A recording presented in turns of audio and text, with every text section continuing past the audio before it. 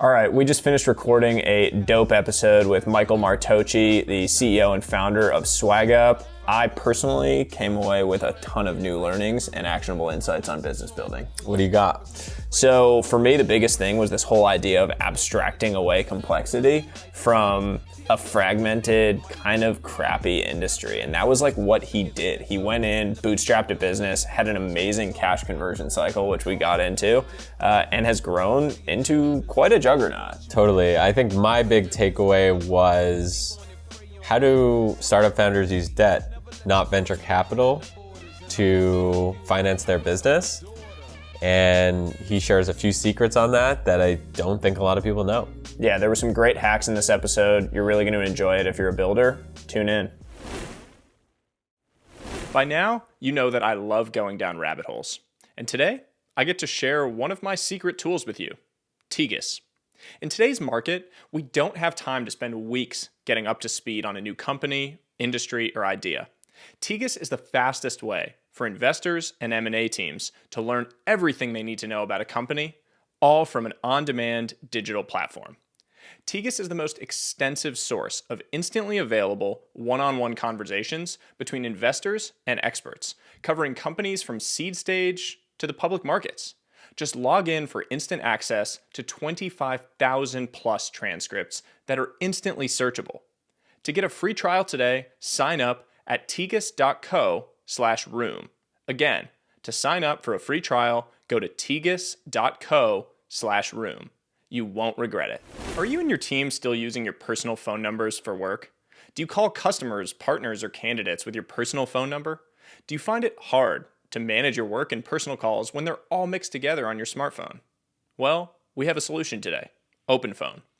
You can use OpenPhone to get dedicated business phone number and keep all your work conversations separate and organized. OpenPhone is an all-in-one business phone system that can help your startup look more credible from the get-go. And it works right from your existing smartphone or computer. Each phone number comes with its own inbox for managing calls, texts, and voicemails all together, making it easy to keep track of every conversation. Numbers can be shared with your teammates too. Make outgoing calls, answer incoming calls, and even respond to text threads together, all from the same phone number. You can even set business hours or mute individual phone numbers with a tap, helping you silence work calls without losing touch with friends and family. OpenPhone is the easy-to-use modern phone system designed for startups like yours. To get started and save 20% on your first 6 months, visit openphone.co/room. Again, that's openphone.co/room to save 20% on your first 6 months. You won't regret it.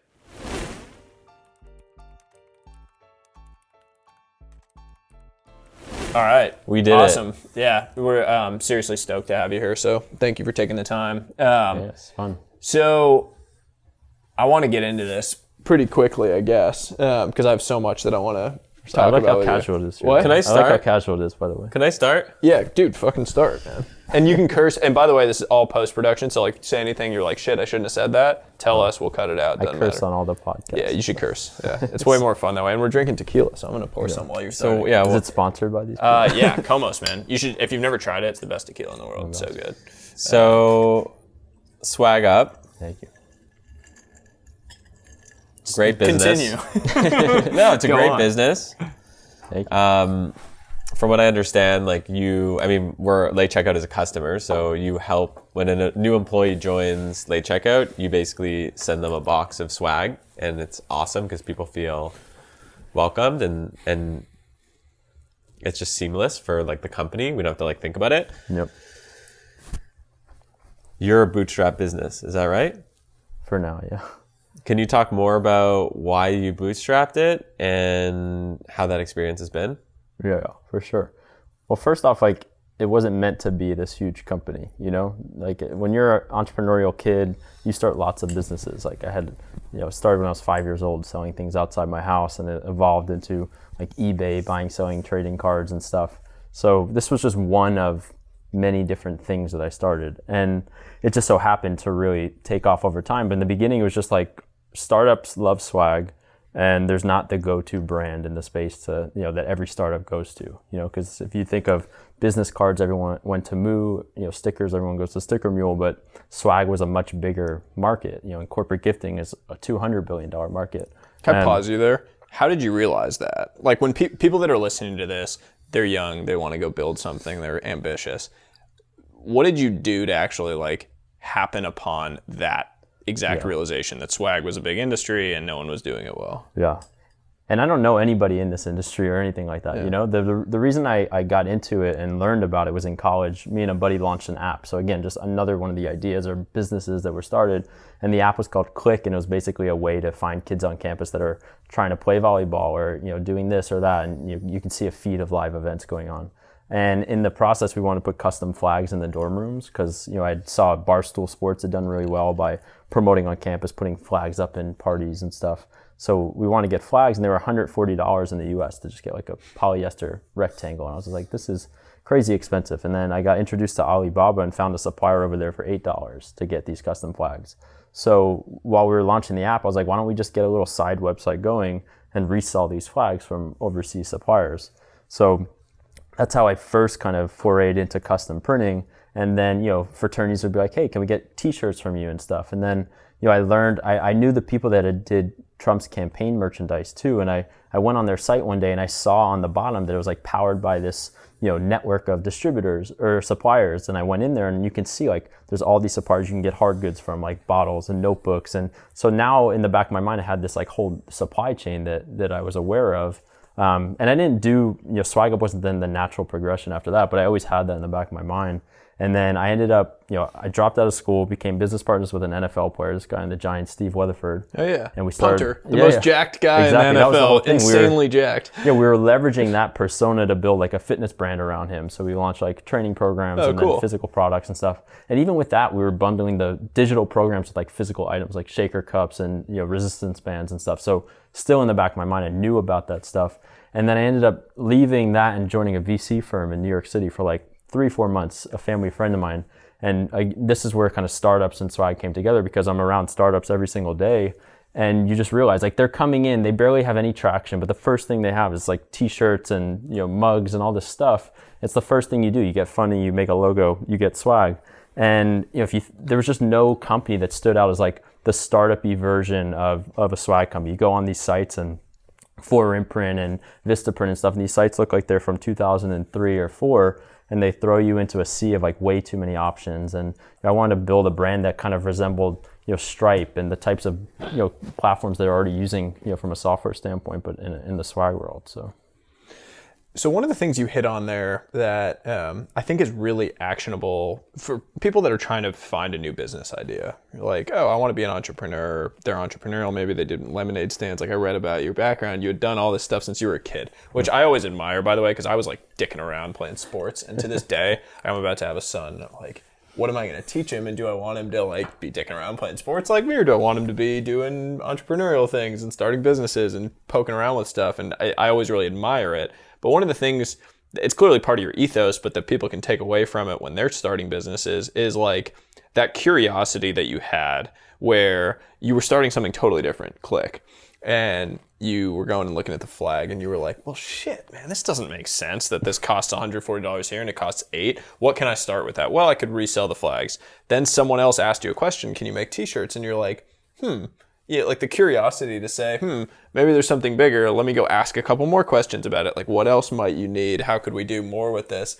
That is a really cool thing of like, if someone is just trying to go start a business, just start asking questions about the stuff around you that people are struggling with to like start trying to find those little, nooks and crannies. It's also just so much easier now to start things, like you have to get over that initial hurdle of like 0 to 1 of like just getting something started. Once you've done that a couple of times, then it doesn't seem scary anymore. And you're like, oh, it's very easy to start this website, start that. There's free tools to make, sites and use Zapier to connect them and all this stuff. And a lot of the initial SwagUp site that did millions of dollars was all just hacky, bootstrappy, free stuff. So I think you got to get into that creation mentality where it's very easy to, start, seeing problems and creating solutions versus thinking about all the reasons it's not going to work or why it's too hard to do it, We were talking about this earlier, so I want you to talk about this too, of like the whole like, I don't know, I call it Lego blocks as a framework, but basically we live in this world now where like with low code and no code, you can just go build, hack something together to, as you said, like you can go test your minimum viable product. You can hack together over a weekend, probably with like developers in Eastern Europe and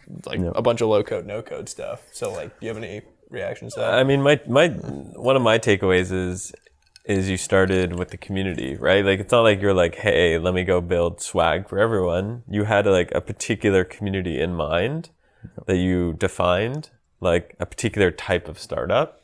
And then from that, you use the Lego building blocks of no code, low code to piece it together and then tell a story that really resonated with that group of people. Yeah. One of the books that I read leading up to SwagUp was The Purple Cow from Seth Godin. And it's all that idea of like, if you're going to stand out in this world that's so noisy, you have to be like instantly remarkable. If you walk by a farm and you see a purple cow, you're going to be like, holy shit, like that's like purple cow. Like I've never seen one. And the first thing you're going to do is you're going to take a picture, you're going to share it on Instagram, you're going to call somebody and be like, I just saw a purple cow. And the idea is that you need to embed like this purple cow nature into what you're doing so that when people see it, they instantly are like, this is different than anything I've ever saw. And that was the idea first around focusing on high growth startups and ones that are looking to, buy their time back, that are looking for modern solutions to problems. But then we niched down even further and focused in on like this swag pack concept. That's, I call it a Trojan horse or a mousetrap into the door with all these companies. And because I was always looking for like, how can we even dive deeper than that? Because with the custom flag business, I learned about the supply chain, but I also realized that you can't build a successful business just being like a cheaper provider of these products. You need to figure out like what community, like you said, do you resonate with, and what's a specific thing you do better than anybody else in the world. And that's what we've focused on. There's been so many times where we could have diverted the attention and do new product lines or focus on other areas, and we constantly kind of try to stay in this like lane that allows us to grow really quickly and then move out of it over time. This is a great business building framework in this of go find a massive industry. So like the swag industry, big, fragmented, tons of money flowing around. No one's really doing a great job. Find an underserved community, to your point, in this case, startups, and basically just deliver the best product, like exactly what they need, no more, no less, and just go in and create the product for them. You go talk to, I bet you could literally do it. You go find that industry, you find the community you want to focus on, go talk to 100 startup founders. I mean, 50. You also don't even initially need to build the product for them. That's the hack that no one talks about, which is if you could tell a story that resonates with them, they'll bear with your product that isn't all there. Yeah. Say that again. Like, what do you mean? Go deeper on that. When you go to Vistaprint, as an example, I probably haven't been to Vistaprint in 2004 or whatever either, but if you go to it, and you're a startup founder, it doesn't resonate with you. When you read the website and when you see like the story that they're telling, you'll look at it and be like, okay, maybe I can figure this out. Maybe I could like. It feels like Amazon, right? Yeah. There's just like so much option and it doesn't connect with me. If I go to, let's say, SwagUp, it feels like it's speaking to me, and that's like it gives me a warm and fuzzy feeling. So I think that people who create warm and fuzzy feelings, basically, as a way to storytell is the huge unlock. When it comes to marketing, you mentioned Purple Cow. I think that if you want to learn anything about marketing, there's only 2 books you need to read. The first is Purple Cow. I've never read it. I need to go read that. By Seth Godin. You're going to read it tonight. Yeah. You need to read it tonight. Yeah. It'll tell you how to stand out. I wonder what you're going to say the second one. I wonder if it's the other one that I know. It's also a Seth Godin book, actually. It's Tribes by Seth Godin. Have you read that? I have it, but I haven't read it yet. Yeah. Well, it's a short read. It's probably, from what I remember, like 100 pages. Okay. It's like community building before community was a thing. Yes. That book changed my life, basically. I read it in probably like 2005, maybe. Is this what originally got you into community? As an investment thesis and as a business building thesis? I had always like been into community. Like, I feel like people who are into community, like, you don't choose community chooses you. Yeah. So always like into like internet forums and stuff like that. When I read Seth Godin so eloquently describe tribal nature, basically, and why people come together and how you can use that from a storytelling mechanism, that basically told me that, hey, like, this isn't just some fun thing that like internet kids could do. this is something that like Seth Godin, he's like a New York Times bestselling author. He's like maybe 15 times, and like he's a real trusted source that is telling me at the time 15-year-old kid that this is the way. So that's what made me believe that, it gave me the confidence to be like, maybe I can have a career out of this. Mm-hmm. There's another book similar to that called Fizz that's really good. It's about word of mouth marketing and virality. There's a really big viral nature to our business. And then another one that's like a classic marketing book is called Positioning by Al Ries and Jack Trout, which is all about like, planning your business in the minds of people and tying it to something they already believe in, and so that you'll be remembered. And it's very similar to like Purple Cow, nature. Can you talk about the viral point that you just made? Because I hadn't thought about that until you just said it. But like, your product is visual. Your product is also surprise and delight, because companies are sending this stuff and you're getting it and you're like, oh, holy shit, One my of the new benefits company. of having a physical world business. Yeah, where like they want to tweet a picture or post a picture on Facebook or Instagram or Snapchat or whatever of like, holy shit, this new company I just joined just sent me this swag pack. Yep. So how are you, like, how is it clear that it's powered by SwagUp when that happens? Or is it just like implicit because it's a startup doing this and they're a customer? Well, there's a few things. I mean, we have a channel in our Slack called Swag in the Wild, and every time we see one of these out in the wild, we'll throw it in there, and we make newsletters out of it, and we'll show our customers as like social proof. But there's a lot of it. You go on Twitter, you go on LinkedIn, you'll see a lot of it. And I think one of the most interesting things that we've accomplished is that SwagUp swag means something versus just swag. Like you can buy a notebook and a hat, but if you're a startup that didn't get it at SwagUp, you almost took like the cheap route, or you didn't go with the brand that companies go with. And even without us prodding, you'll see people on LinkedIn sharing like, oh, we just got our new hire swag packs from SwagUp. Like at the end of the day, we're selling a commodity. Why are they tagging us? They're tagging us because there's some sort of value and brand like around what we do that showcases that, hey, SwagUp is the best. They do it the right way, and we're proud that we work with the best type of company. I think if you can build that connection for your brand, that's like a huge, huge unlock, because now it becomes this sense of like, ego in a way. Like we need to be working with them, or else it means something about us. Like we don't, and that's the focus of when you work in a tight community. Everyone knows each other, and one, they start telling each other like, hey,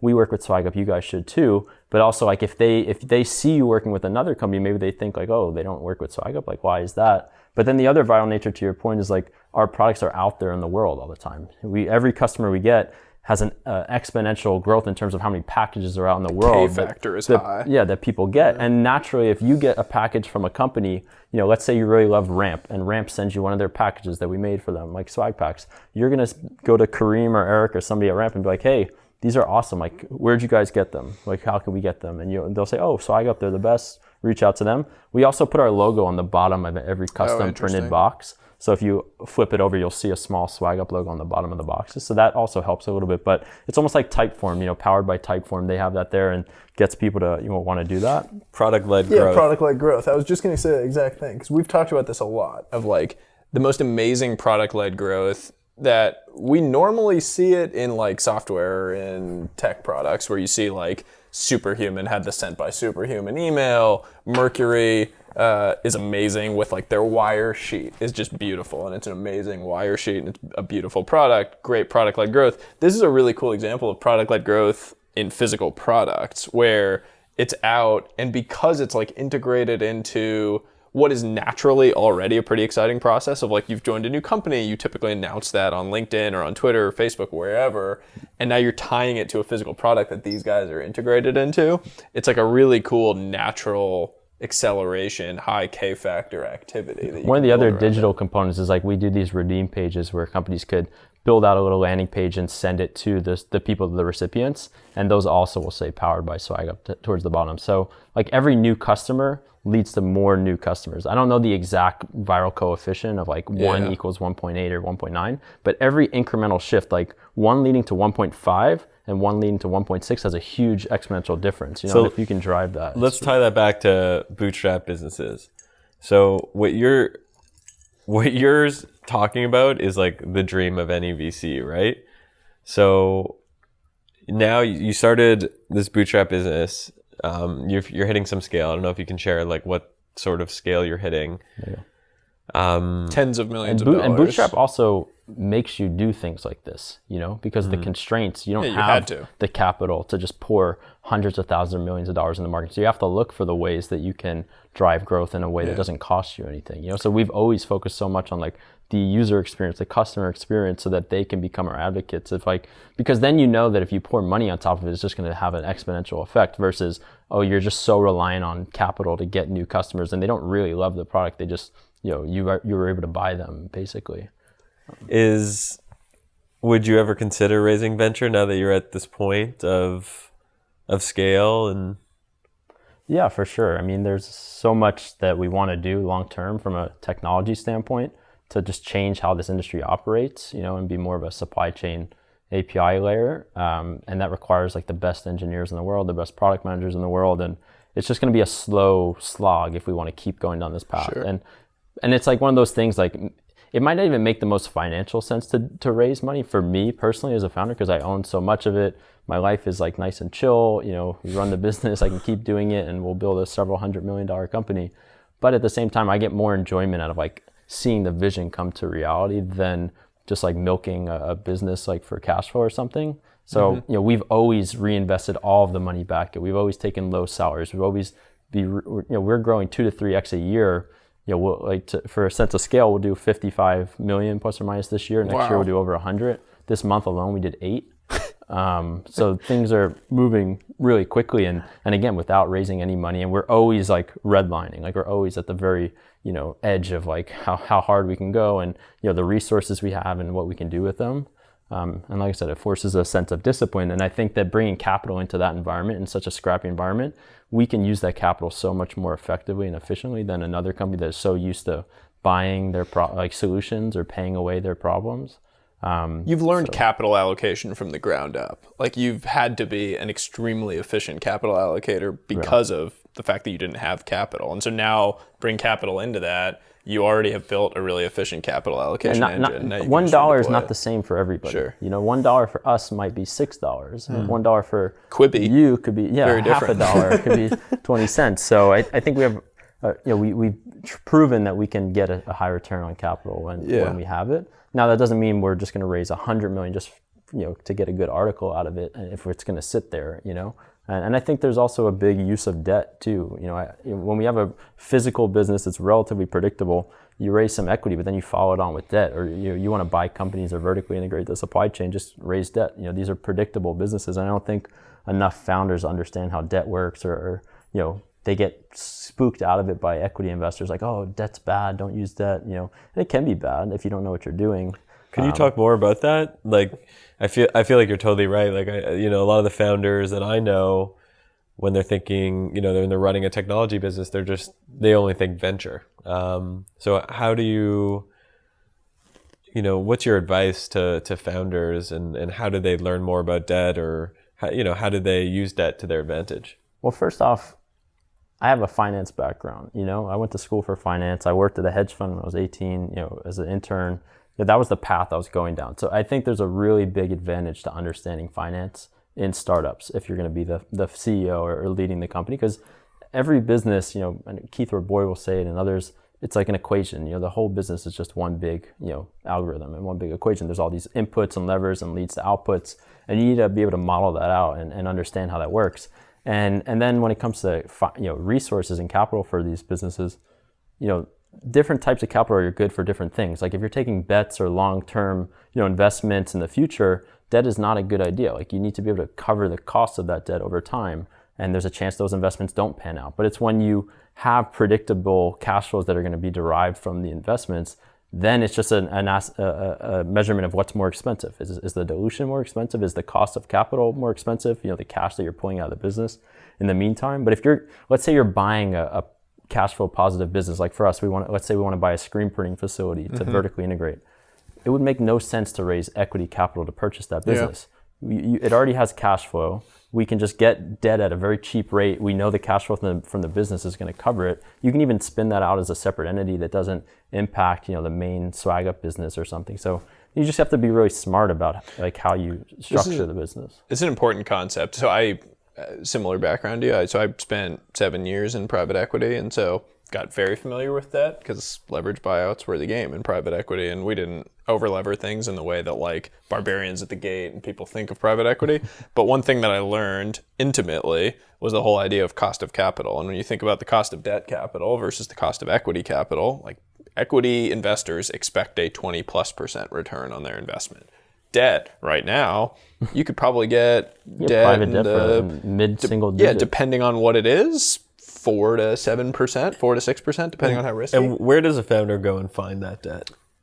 Well, if you have investors coming in on the equity side, it's very easy because then you have like the stamp of approval from an equity investor, and you can raise on the back of that. Like an that SVB facility. won't even talk to you unless you have. You need venture the money. equity. Although Mercury is disrupted. Like there are companies now that are disrupting that, where if you have a bank account and you're doing other things, like Mercury has now branched into doing venture debt because they can disrupt SVB with that. Companies like that I think are very interesting, like Pipe, CapChase, these companies that are doing like Clearco, doing revenue financing, where it's mostly for SaaS companies, so they haven't quite branched into stuff we're talking about with physical, but non-dilutive revenue financing, another interesting like paradigm shift within these markets that again can be much cheaper than I'll give you two more equity. unlocks too. One is local banks you can actually go to, and they'll have very loose, easy terms for small amounts like 50,000, 100,000, 150,000, and there'll be maybe no personal guarantee. They won't want the first position on the debt, and you can stack them. So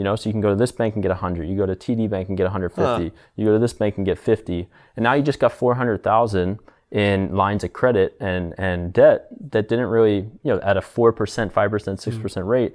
And they don't care if they lose 50K. They want your business as a customer, that kind of stuff. So we did a little bit of that. That's interesting. In the early days. And then the other thing is if you do, let's say you go to like a Santander bank, like a local bank, and you get 100K, and now you want to get 300K in a line from them or something. Me as a 22-year-old at the time or 23-year-old is going to be very hard pressed to get Santander to give me another 300,000. They're going to say, first off, the business doesn't have a lot of credibility and you're 23 years old. So what I did early on was I brought in a partner into the business that was the finance person, the back end compliance, finance, legal, all that kind of stuff, Artem, and he already had small banking relationships. So I inherited his credibility into the business, and he can go to his banker who he's worked with on other businesses and be like, hey, we've worked well here. I'm now part of SwagUp. Can you help us raise a little bit of debt? And that's like a cheat code, I think, is if you can inherit people's credibility to get their relationships.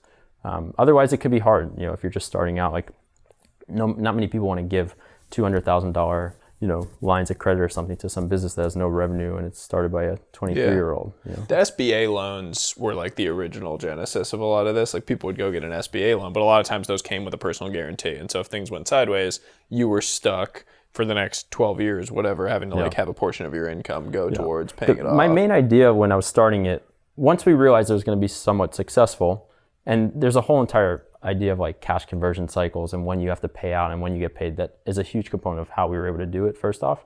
But the idea...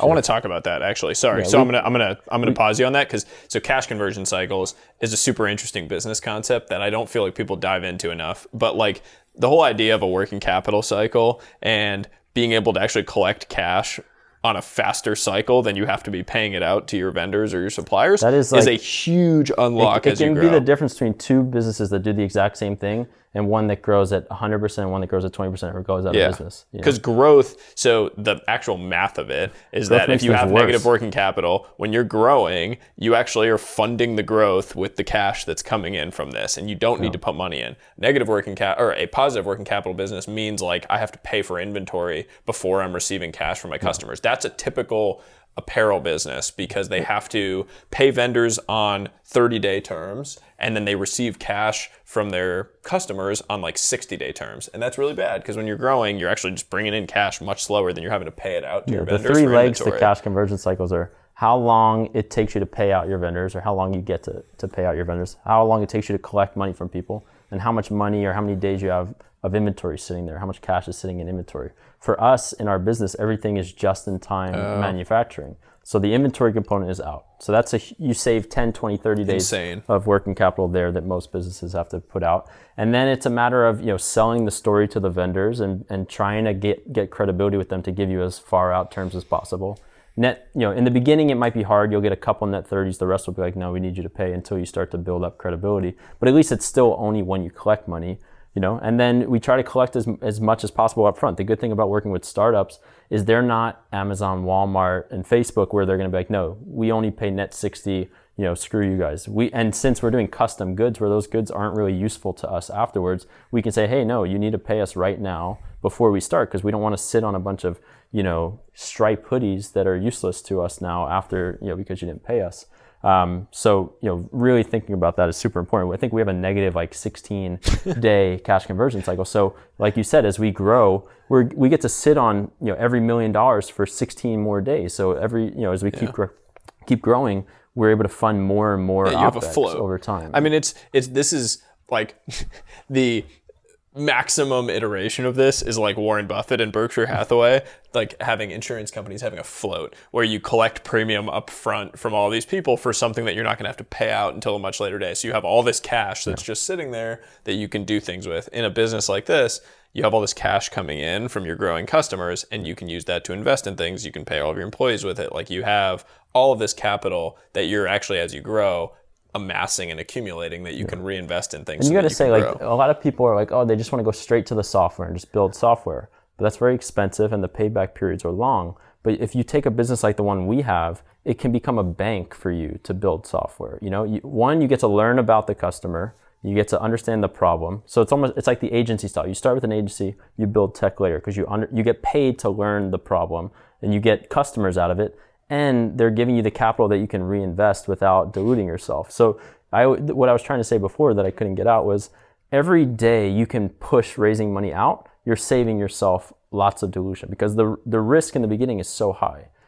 Investors are going to want 20%, 25% on a seed round because you haven't proven anything. So every little thing you can de-risk, you're going to save yourself 5%, 10%. That equity is so important. And so if you can be really scrappy, don't spend a lot of money personally, get a few customers in the beginning, you're going to save yourself tens of millions, hundreds of millions of dollars down the line by just saving you that 5%, 10%, 15%.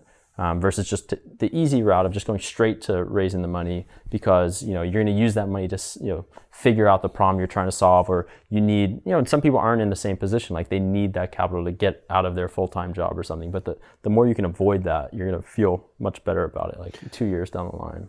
Can we talk about this whole idea of abstracting away complexity as a business? Like, Twilio is the best example that I can think about as a public company of doing this. They took messaging, which was this super messy thing that startups and small companies didn't want to deal with. It was like really hard to set up and hard to cobble together, and you just didn't have time to do it. And they took that messy back-end process and abstracted it away into this simple API first company.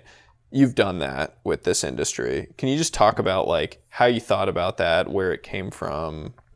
Yeah, it wasn't the natural inclination from day one. It was the over time understanding the problem and the way the industry is set up in the supply chain, you start to realize what is the best way to solve the problem in the industry. So as we started to gain scale and get a lot of customers, you hear the same problems over and over again about how they deal with it, and that helped us build the front end. But then you also realize it's so fragmented. There's 30,000 swag companies, 30,000 that basically do the same exact thing.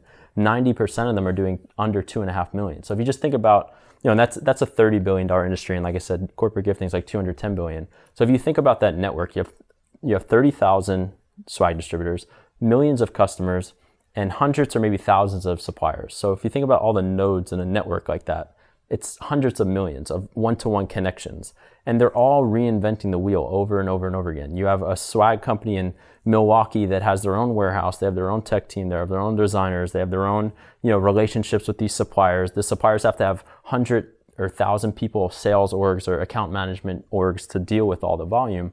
And it's just wildly inefficient for the world in general. And it's, it eats the margin in the industry because there's so much manpower involved. And if you think about the biggest swag companies, some of the biggest ones, they're just private equity roll-ups. There's a company called Halo, they do like 850 million, and they just buy all these smaller swag companies. But they don't unlock any sort of real efficiencies or scale dynamics, and they don't use technology. They just aggregate all these people. So there's 10,000 people that work at Halo, 5,000 people, whatever it is. So to me, there just seemed like a much better way to utilize shared resources, you know. And I have to give credit to Dak, our CTO, as well, because when he came in, he also saw this, and he decided when he was building the first version of our internal and external like platforms to start with APIs and then build around it. So it wasn't meant for external users yet, but it was like, let's build those APIs. It's the right way to build our infrastructure, knowing that one day people might want to tap into that directly and build something else with it, or build the same type of thing and compete with us or whatever.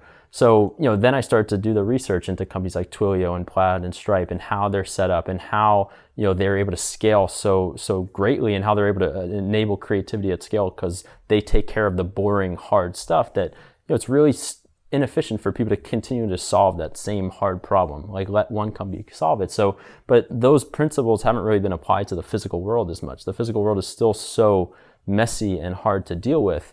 So, as I started to think about the competitive nature of the swag world, like, we can keep going with SwagUp.com and be the best swag management platform and stuff, and we'll continue to do that. But to me, it seemed like everyone was running away from the supply chain. That was the hardest problem, and nobody wanted to deal with it.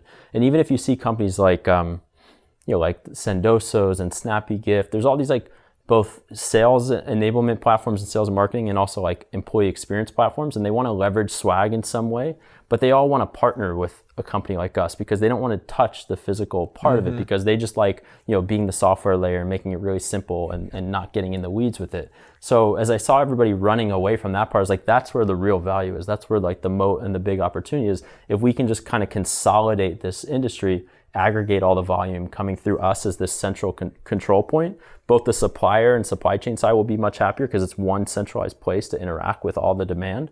And then on the demand side and the distributor side, they now have best-in-class technology to scale their business, and they can just focus on customer relationships, partnerships, expanding revenue within the accounts they have, and not worrying about the actual fulfillment of orders, execution, running a warehouse, running a tech team. And a lot of these companies don't have the capital or even wherewithal to know how to do those types of things, So we feel better about empowering the industry and making it more efficient at scale than being the one that's going to go out and acquire every customer. And also, that's very expensive to acquire all the customers. There's so many different niche types of users that utilize swag for different reasons. And the way that I think of it, there's a swag company probably in Michigan that's really good with like the hospital systems in Michigan. They really understand that market. There's still a big relationship component to these types of sales too. Like I know the director of HR at University of Michigan hospital system. Like, are we going to try to spend all this money trying to acquire that customer and break that relationship, or why don't we just empower the people that already have those relationships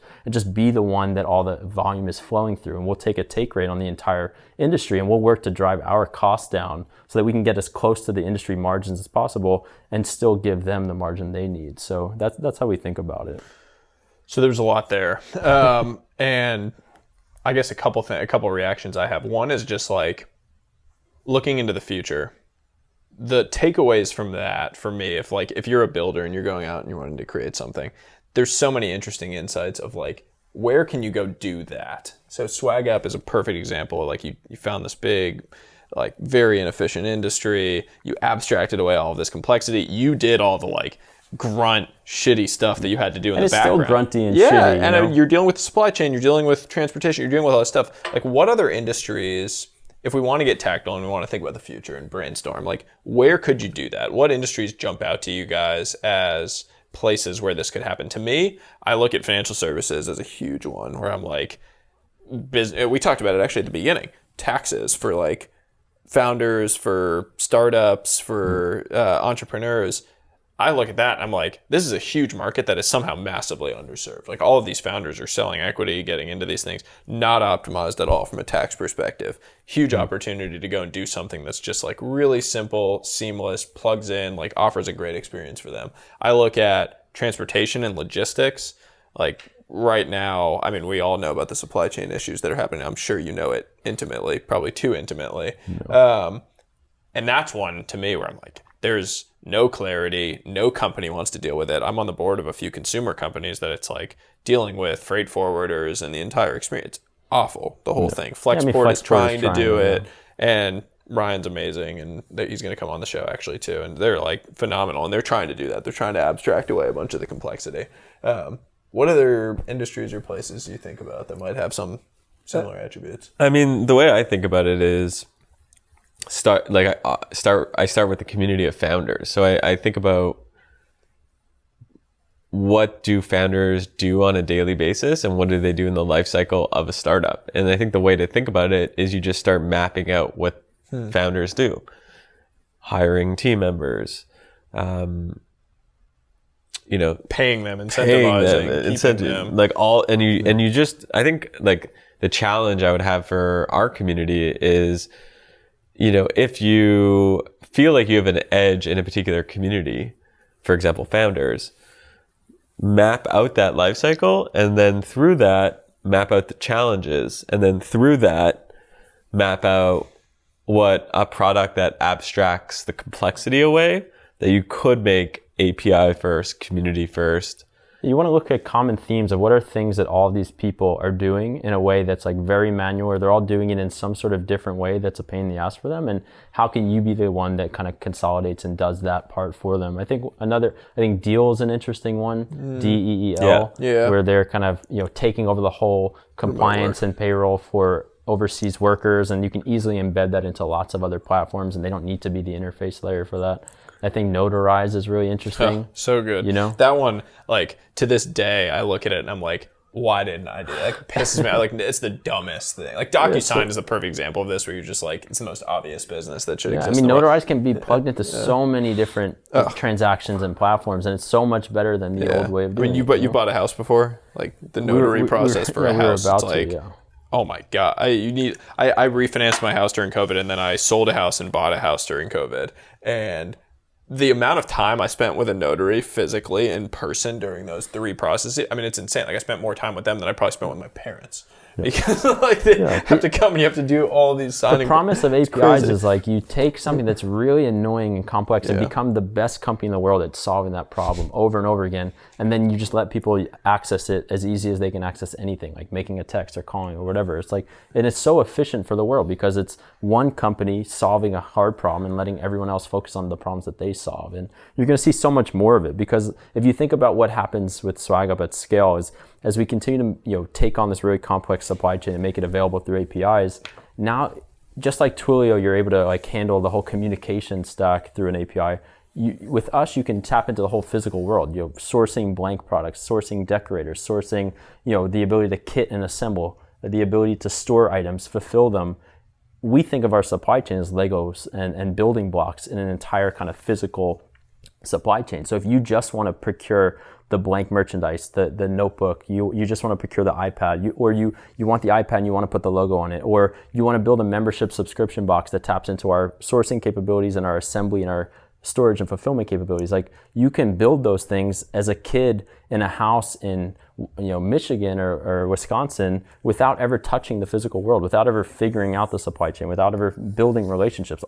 All you're doing is looking at different APIs and I want this part of it, I want that part of it. It's like a menu, and you put them together to be building blocks of a business without having to refigure out the things that everyone else has already figured out. And it's just so much more efficient for the world to have expertise that does it once, and other people can use their creativity on top of it, versus trying to figure out the logistics, and then their creativity is dead by the time they figure out the operational component. If you talk to people that loved baking pies, and then they start a pie business, they end up hating baking pies because they had to deal with the operational part that's been solved many times over. And that's why I'm a big fan of like private equity versus venture capital, because I think it's much more interesting to take businesses that are bad at the operations and that part and help them scale that, because that part's repeatable, versus the creative side and the product market fit side is the hard part, That's so interesting. First off, super hot take on liking private equity versus venture capital, which I love. I love a good hot take. And I love this like find the annoying thing framework, like hiding the ugly stuff, or like find the annoying thing, because it's so easy if you just open your eyes on a daily basis to go find annoying things. And it doesn't have to be things that annoy you. Everyone loves the, find a pain point. Like, what's something that you find annoying or find a pain point? If you literally like sit in an Uber, I take a lot of Ubers in New York. And every time, rather than sitting there on your phone and texting, if you just talk to the person and ask them, or like people on a daily basis, go to your like landscaper or someone that's at your house or service workers, whatever, you just ask them like, what's annoying about your job? What do you find annoying on a daily basis? What do you have to do?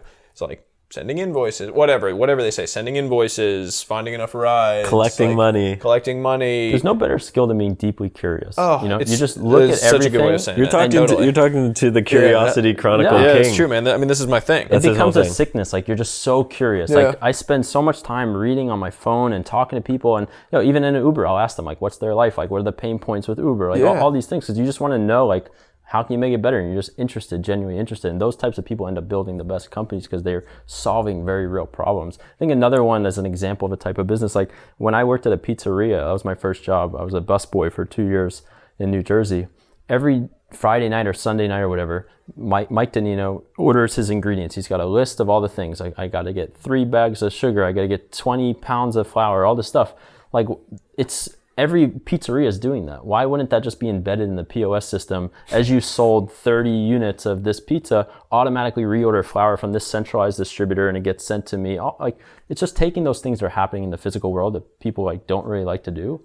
And how can you do that once and let other people tap into it? And what could he be spending time on rather than that? When you compound that over 5 years, could he have opened up different locations? Could he have improved the experience? It's like when you play that out, actually economy wide, there's something incredible in terms of the value unlock that happens when people do compounding. abstract these things. Think of it after 10 years, 50 years, 100 years, that incremental 5% back that people are getting keeps adding. And instead of GDP going here, it goes here. Yeah. You know? It is a really powerful thing. I love this. The whole the power of just being insatiably curious. That's going to be my takeaway from today because it's the biggest thing I try to find in like people we hire. Like, are you just curious? innately curious? How curious are you? How do you test that? How do you interview someone for curiosity? Practically, I try to see have they started something on their own? Like, do they have a podcast? Do they have a blog? Do they have a book club? Just have they done something from 0 to 1 and started it for no reason other than they just wanted to? You know, that's like the biggest telltale sign. And then it's just you have the product. Do you read? Like, how do you find information? Like, what are you interested in? Like, why did you even apply to this company? Did you do research on SwagUp before you got here? Like, just because you're genuinely interested in it. Like, so it's not cut and dry. Like, you never know 100%, but that's the number one thing I try to look for, because startups, you don't have time to be on top of every single person. And you have to hope that they're just going to self-motivate themselves to find the answers and ask the people the questions they need and stuff and be proactive. Like the worst thing you can have at startups is reactive. Like we call them like passengers, because they don't get anything done and you don't really get leverage as a leader because you have to keep prodding them to do things. So I bet That's really interesting. Passengers. I've never heard anyone describe it like that, but it's so true. Like you want drivers, not passengers. Yeah, we talk about it all the time. So I bet if you took an index of people who talk to their Uber drivers and ask them questions about their life, I bet if you put an index on those people, you would do really well. Like a financial index on people that do that. yeah, I mean, if I was a seed investor, the only thing you're really looking at that point is the characteristic traits of that type of person that's leading the company, because everything else doesn't matter. You know, the business is probably going to change. You know, they're going to have a lot of hardship. It's like, is this person going to make it through? Are these people going to make it through? Do they have the right skill set to interact with each other? You know, like people matter so much. So maybe this is the venture fund of the future. You get a fleet of 10 Uber drivers and you have them strategically pick up the founders of the people that you're going to be going and backing and assessing, and you see how interactive This they reminds are. me of the things like hedge funds do, where they send people out and they got a clicker on the road, like how many trucks pass by today? Or go stand in line at a new Apple launch, a new this Apple is release, and 12% ask, down are you going to from buy us? this? What are you going to buy? How many are you going to buy? Are you going to buy in the future? It's like some associated hedge fund standing there. It gets harder and harder to find your edge, you know, in the world, especially as AI comes in and stuff. Like, what's going to be the unique edge that you can, the insight that you can draw that no one else can. You know? Interestingly, curiosity is still an edge to this day. Curiosity and community. Yeah.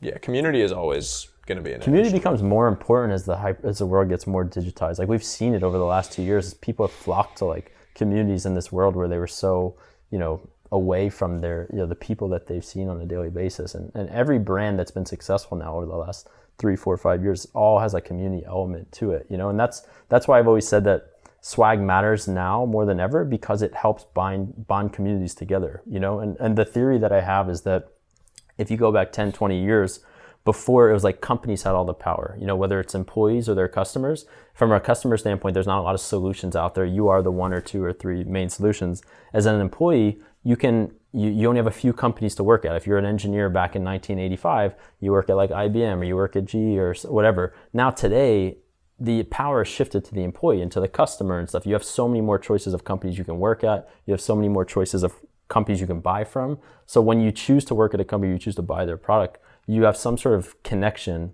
to that brand in a deeper sense than just the product they're providing and the paycheck that they give you, you know? Like if I'm a developer and I choose to work at Stripe, I chose Stripe over 100 or 500 other companies I could have. And I didn't just choose it probably because of the money. There's something deeper about Stripe that I resonate with. The mission, the type of people there, the values. And Swag becomes this physical kind of embodiment of that connection, and it binds the people together. And if I'm in a bar in SF and I work at Stripe and I see someone else with a Stripe hoodie, I instantly have a connection to that person. The same way that if I went to Stanford and I saw another person wearing a Stanford hoodie, you instantly are connected because you have these shared value systems. So that's why I think not only have we executed well, but we're also hitting a stride where community and building bonds between people and communities is more and more important, and doing Swag right really helps do that well. And that's why I think it's more valuable than ever. Would you ever explore doing digital swag for teams? So for example, like late checkout, we're like 30 people. We are actually, we actually just realized this, that we're a customer. But not only do I get like a welcome box for new employees, but we also get like an NFT that I can use as my profile picture, for example. Yeah, we thought about NFTs and how we can integrate them into the experience, but I'm not a huge fan of NFTs to begin with. Hot take. Yeah, just unless there's some sort of practical value. Not to say that it has to have real world application, but like, what if we introduce NFTs, how is it adding any new value to the experience? And if we can come up with a way to where it is, then great. But if we're just going to throw it out there to like tie the word NFT to what we do to get some sort of like credibility or something, then that's not really something I'm interested in. Yeah. But if we can figure out like, hey, this is actually really valuable, like you get the one of one, you know, representation of the branding in this year's swag pack or something, and it's a collectible, or it gives you access to something at the headquarters or something like that makes it interesting. But also, I mean, it's not for us, it's for our customers. So if the customers come to us and say, hey, this is how we leverage it. We were talking to one of our bigger customers last week about it. So we're open to it, but it's gotta be. There needs to be useful. utility. Let them pull you into it. Yeah. Well, I'll introduce you to our the late checkout agency. Maybe they can help you out. All right. Yeah. Super interesting. Cool. This was awesome. Thank you so We're up much. against the end of time, man. Thank you so much for the fun. time. This is super interesting, casual. I mean, the story of what you're building is just like so cool. And I like that you like private equity rather than venture capital. Yeah. All right, Greg, what was the one big takeaway from that episode for you? I had several, so it's going to be tough for me. Okay. What do you got? All right. So number one, the whole idea of abstracting away complexity from a bunch of like very messy, ugly processes, doing all the dirty work in the background and building a business that is built around just taking all that messy stuff and making it clean and easy for a customer and a community was just an amazing idea that I think is very broadly applicable. People can go build that around financial services. You can go build it around transportation and logistics. That was a really cool insight to me. The other one for me was like just being insatiably curious as a huge competitive advantage. Michael's a perfect example of that. Like he thought about the idea of SwagUp because he was out there seeing different things. He was starting something different, a totally different business that he talked about. And then he saw this flag that realized was so much more expensive in the US than it was in Asia. And it started making him ask questions. It started making him dig into it. And that has led to close to $100 million business, which is insane. Yeah. What about you? I mean, the scale that he's been able to hit as a bootstrap business to me was mind blowing. My big takeaway was that starting a bootstrap business really allows the founder and founding team to intimately understand the business and all portions of it, unlike when you raise venture capital at the early stage. So I actually think that, and it was a great reminder that don't be so quick to raise venture capital if you can bootstrap, because that is a huge competitive advantage.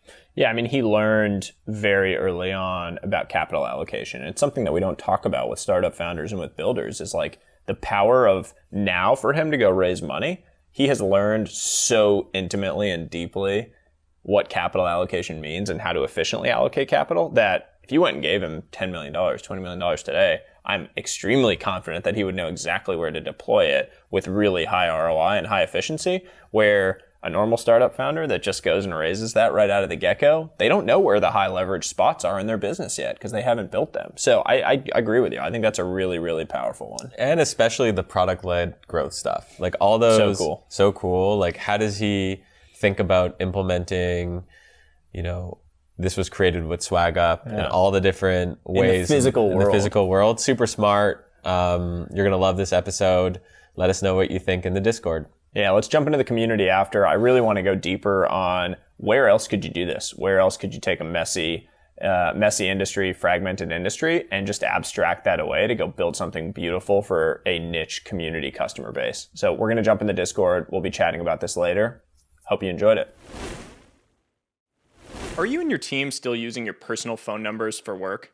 Do you call customers, partners, or candidates with your personal phone number? Do you find it hard to manage your work and personal calls when they're all mixed together on your smartphone? Well, we have a solution today, OpenPhone. You can use OpenPhone to get dedicated business phone number and keep all your work conversations separate and organized. OpenPhone is an all-in-one business phone system that can help your startup look more credible from the get-go. And it works right from your existing smartphone or computer. Each phone number comes with its own inbox for managing calls, texts, and voicemails all together, making it easy to keep track of every conversation. Numbers can be shared with your teammates too. Make outgoing calls, answer incoming calls, and even respond to text threads together, all from the same phone number. You can even set business hours or mute individual phone numbers with a tap, helping you silence work calls without losing touch with friends and family. OpenPhone is the easy-to-use modern phone system designed for startups like yours. To get started and save 20% on your first 6 months, visit openphone.co/room. Again, that's openphone.co/room to save 20% on your first 6 months. You won't regret it. By now, you know that I love going down rabbit holes. And today, I get to share one of my secret tools with you, Tegus. In today's market, we don't have time to spend weeks getting up to speed on a new company, industry, or idea. Tegus is the fastest way for investors and M&A teams to learn everything they need to know about a company, all from an on-demand digital platform. Tegus is the most extensive source of instantly available one-on-one conversations between investors and experts, covering companies from seed stage to the public markets. Just log in for instant access to 25,000 plus transcripts that are instantly searchable. To get a free trial today, sign up at tegus.co/room. Again, to sign up for a free trial, go to tegus.co/room. You won't regret it. Join our free community at trwih.com. Gotta sort yourself out, find your feng shui. I'm still trying to get it like every day.